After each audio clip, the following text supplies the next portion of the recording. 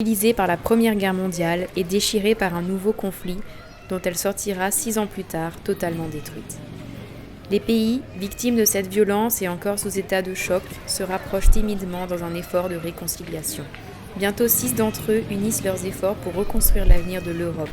C'est décidé, ce sera une Europe des solidarités et de la paix. Petit à petit, l'Europe grandit sur les cendres de la guerre.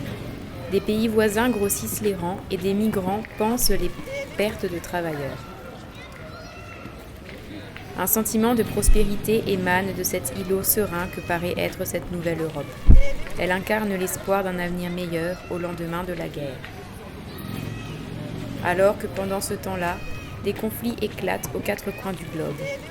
Des communautés sont expulsées, des milliers d'hommes fuient en direction de l'îlot Europe, qui se referme sous cette pression extérieure. Les migrants se cognent à l'Europe forteresse avec la violence du désespoir.